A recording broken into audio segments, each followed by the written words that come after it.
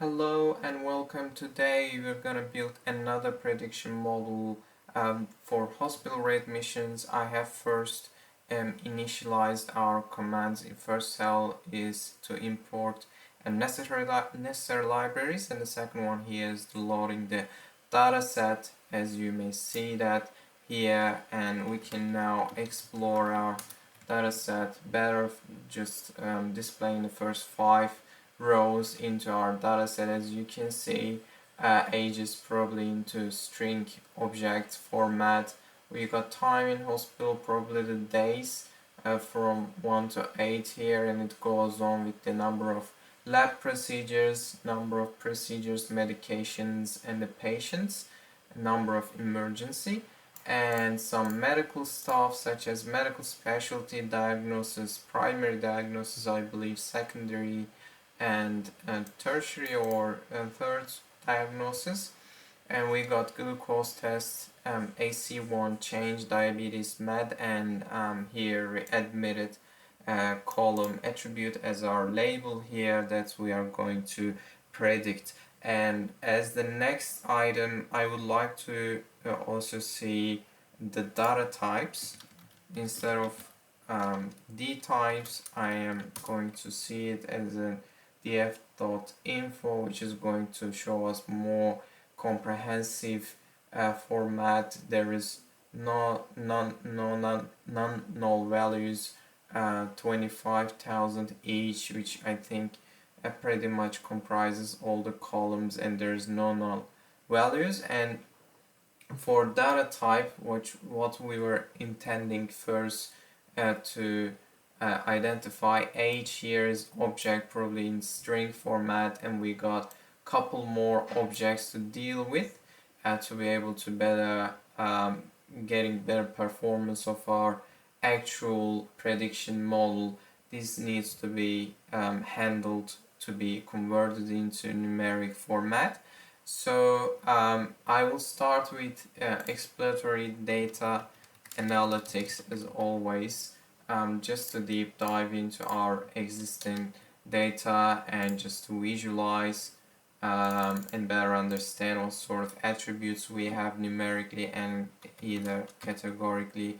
So first of all, for the Seaborn, with the Seaborn library, I will just set the grid as white grid. This will be the first line of code here. I will also insert this line pretty much just sets the aesthetic style of the plots. In this case, we have used white grid, which means that all the plots will have a white background with grid lines. This is a part of, again, SNS Seaborn library, a popular visualization library based on Matplotlib. That is actually providing a high-level interface for drawing attractive and informative statistical graphics. So I will distribute the numerical values. Let's call this one as numerical features, and I will load into all the attributes as numeric inside of numerical features. Here this is a list in Python of strings we define with each string representing the name of the numerical feature or column in our dataset. And the next thing, for each feature we will create a loop, say for feature in numerical features. I will this line pretty much starts the loop, and then we can now visualize our figure. Let's say figure size is let's set it as 5 width and 2 length, and go ahead with the histogram plot df for, again, future as we set here as a loop, and call KD as true. This argument adds a kernel density estimate and known as KD on top of the histogram, which is a smooth curve that approximates the distribution of data, and a number of bins I will set as 30, and let's also name the title. For this one I will use F string distribution of, again, need to be a feature inside of our string value here. This line says the title of the plot, which is pretty straightforward, and show all these. Matplotlib has no attribute. TL matplotlib TL, where this, of course.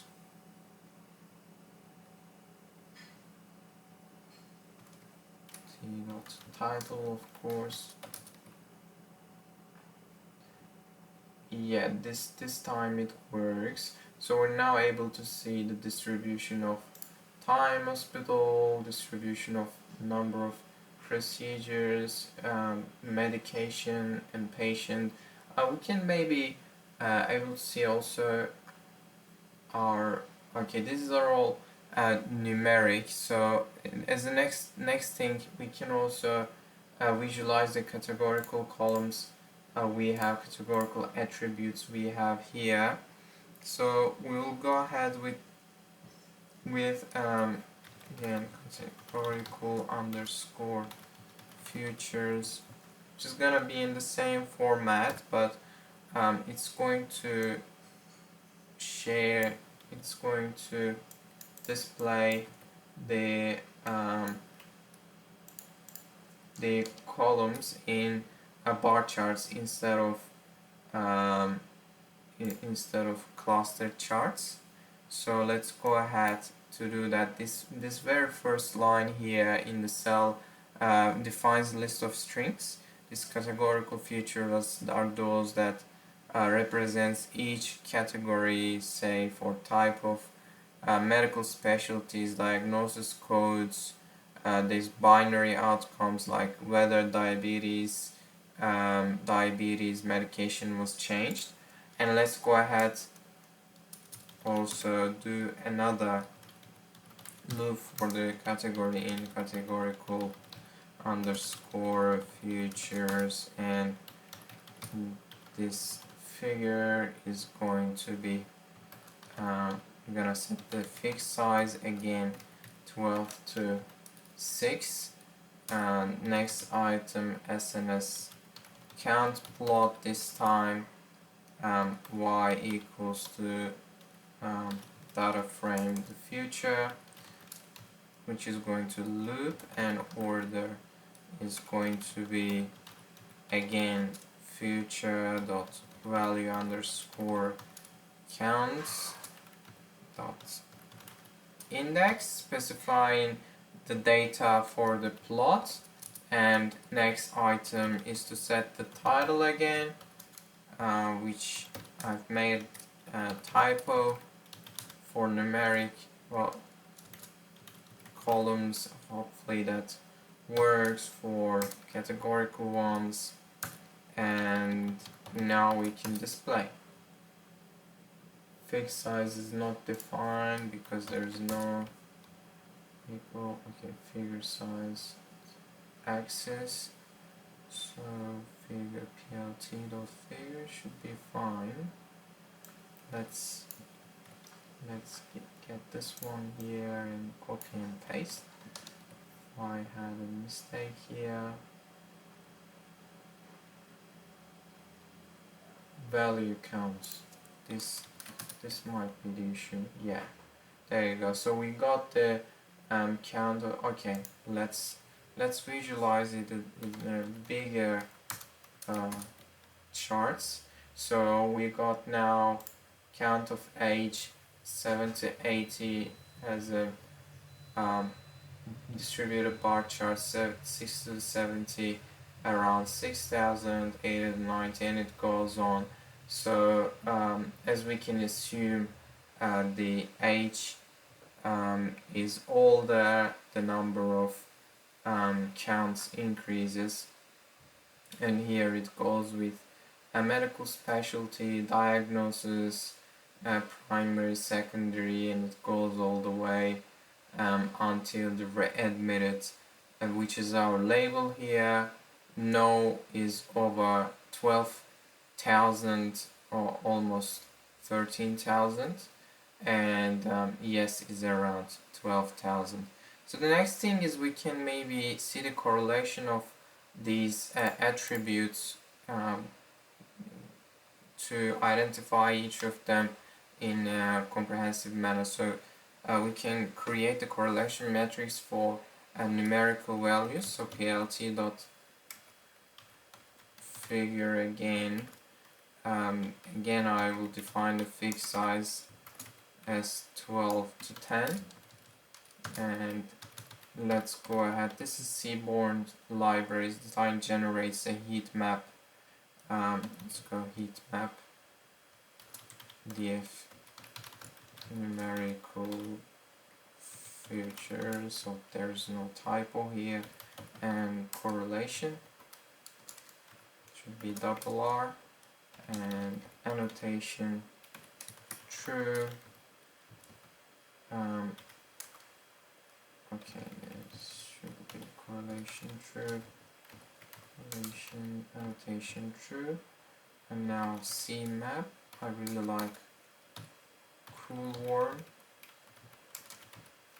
and lastly the format to be set as 2F. So this line generates a heat map of the correlation matrix using Seaborn's heat map function.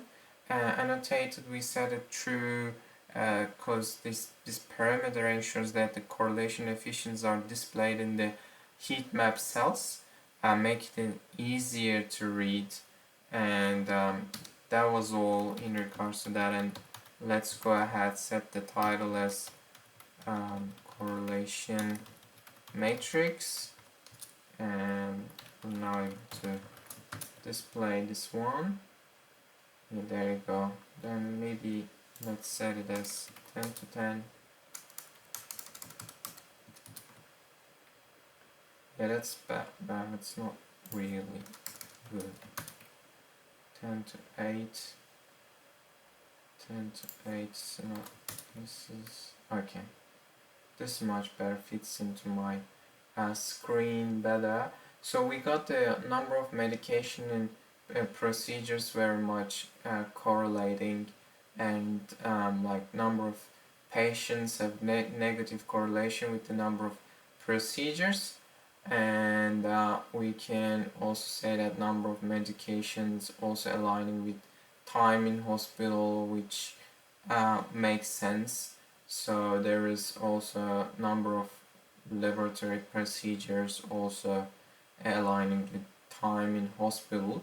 So this is very much what we expected to see. Next time, next thing we can also do the data preprocessing.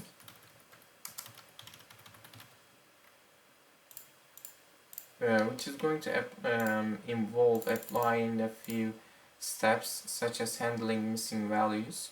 So another loop into our all features, numerical features which we defined, and we will concatenate it with categorical features.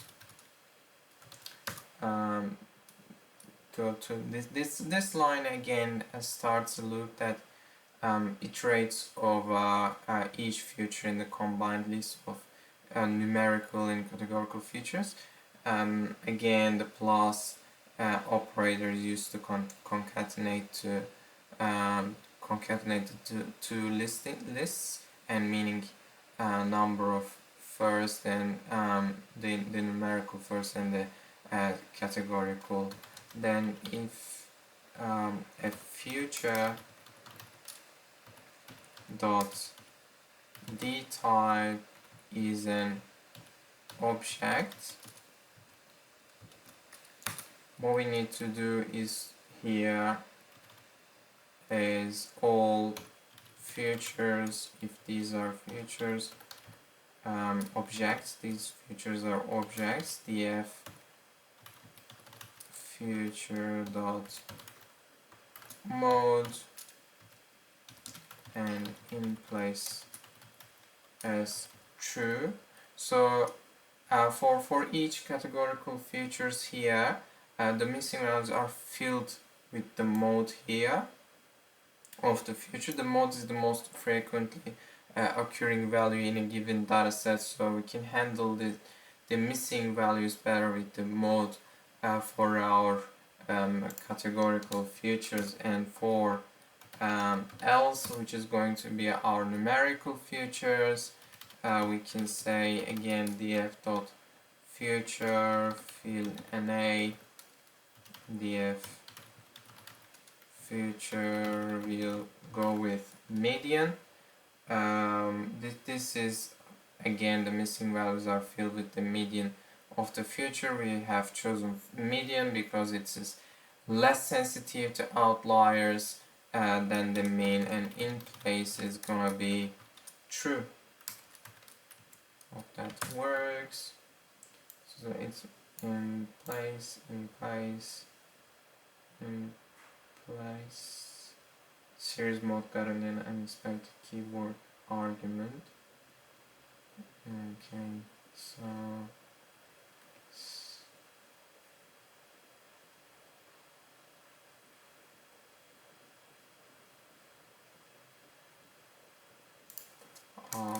I see the mistake here. So remove one of them. Yeah, looks like that works. So we can now convert age ranges to midpoints, because as we can see that the age here is, I think, in string format. There is some brackets here and parentheses we need to get rid of, and we wanted to get to the midpoint to better visualize it and understand, and our model could perform better. So the next thing is to convert age to ranges to midpoints. We will define, let's say, age range to midpoint age underscore range. We're going to call, so define new function named age underscore range to midpoint, and we will start and end this for age underscore range from 1 to -1, and then split. Apologize for that, just it's not fit into. Okay, now hopefully this time it works. So we remove the brackets with this line of code, which means that take the string from age range except for the first and last characters. Here, for example, in our case, if it's 60 to 70 here on our table, we will get rid of bracket and parentheses altogether. This line of code makes sure that the operation is extracting the numbers, and we will go with midpoint is going to be integer start plus integer and of course you need to divide it into 2 and return the midpoint. It looks like it works without an error. Let me check that. Df age, df of course age, and we need to apply age underscore range underscore to underscore midpoint, which is our function, and df page.add. See the first 5 rows, it worked quite well. So we turned data in our dataset age attribute in a numeric format and got the midpoint of each attribute. So let's go ahead with one-hot encoding for categorical variables. We got a lot of categorical variables here. Let's visualize them first. So these are numbers, these should work fine, but here we got categorical values, df.d types, also the types also going to give us the details of them. So age is turned into float, which is perfectly fine. It is a numeric value, and integers all will be fine, but we will need to turn the objects, these probably strings, into numeric format as well. They are not ready for our machine learning model. We will apply one-hot encoding for our categorical variable and turn them into numeric format for our prediction model. So categorical columns, say, and I'll get all of these pasted here. For the sake of simplicity, we got all of these in there. Now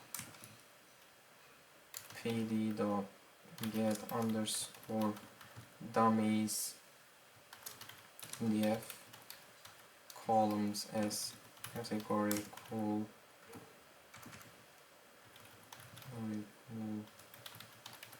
columns, and we'll drop the first here. Yeah, I hope that works. So get dummies is a pandas function that is used to convert categorical variables into dummy or let's say indicator variables, also known as, this is one-hot encoding, and drop first is an argument that when set to true reduces the number of dummy variables created for each categorical variable by 1. That works. Also apply the for our target variable readmitted, which creates an instance of label encoder class from scikit-learn's preprocessing module. So this label encoder is designed to convert categorical labels into normalized numeric format, which we have done for categorical columns up here as well. Each is also defining readmitted column with fitting into the label encoder, which has transformed into label encoder, and setting this up into the new column here. Now we can split the data, splitting the just as a headline here. And the next thing is we need to do is for defining x, splitting the dataset into futures and the target variable. So df.drop readmitted axis 1, which creates a new data frame x contains all columns from df except for readmitted attribute, our label, and we need to isolate the readmitted by assigning y into that readmitted, and we'll need to split the dataset into training and testing sets. So xtrain, xtest, should be underscore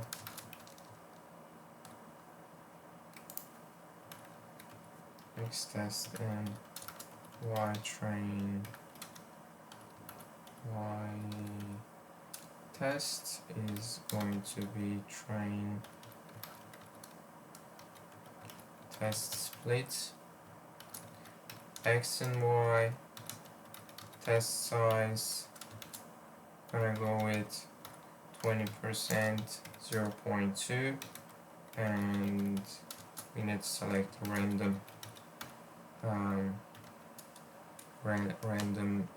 order for this. This line it pretty much uses the train test split function from scikit-learn model selection to divide x and y into training and testing sets. Test size we selected 20%, specifies that 20% of the data should be reserved for testing set, while the remaining 80% is used for training. And once we run this, position follows keyword argument, train y test, train test split.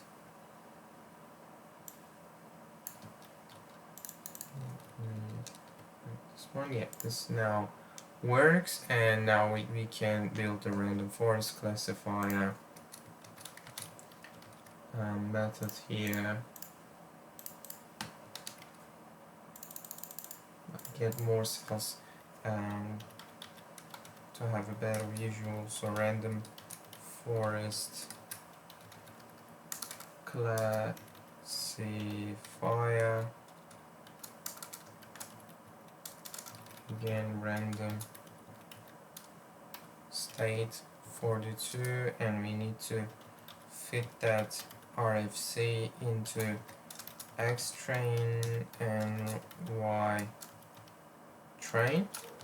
Once we train that, we'll also need to predict RFC with RFC.predict and put the test data into that. So our secondary row here, the line of code here that showing training the RFC using training data X train and corresponding target values for Y train, and the last one uses the train model to make predictions on the testing set X test. And let's also set the accuracy here, accuracy underscore score y underscore test and y underscore pred underscore RFC, and we can now print with the f string random forest say classifier. Accuracy is going to be, of course, RFC underscore accuracy here, and I also want to print classification report out y underscore test y underscore pred underscore RFC is not defined. Forest is a little bit of typo. Hope that works. Yeah, we got the results here. It is for the accuracy. Okay, the accuracy didn't really quite work here. I believe I've made it. Yes, this one should be into this format, and hopefully that works now, and we'll be able to see the RFC accuracy in the first row here, which is 60%, not doing great. We can do another modeling with XGB, which is XGBoost classifier, also another ensemble method for machine learning, building and evaluating this another method which is very similar, but another technique that uses gradient boosting frameworks for optimized performance, XGB. Let's try this one as well, see how our model performing. And this one will be XGB classifier. Again, define the random state 42, and we will need to fit that into our X train and Y train, and do some predictions. XGB dot predict X underscore test, and now as the last step the accuracy need to be defined, and then we will read them into our F string with the print accuracy underscore score Y test and Y pred XGB. Again, print that out. F X XGB XGBoost, say classifier accuracy XGB underscore accuracy. Don't forget to string. Okay, and the last one here is the classification report Y test and Y. Despite the performance of our both models, Random Forest classification and XGBoost models, in this instance, it's important to understand the complexity and challenges we have in predictive modeling. There might be future steps might be necessary to include exploring alternative preprocessing techniques or experimenting with different models or hyperparameters. Also, maybe considering more in that future engineering to enhance model accuracy. So as a result, we have applied and employed two different modeling techniques, RFC and XGB. Both are ensemble methods for machine learning and widely used techniques today. These are the results for our possible readmission predictive modeling. Thank you for watching me today.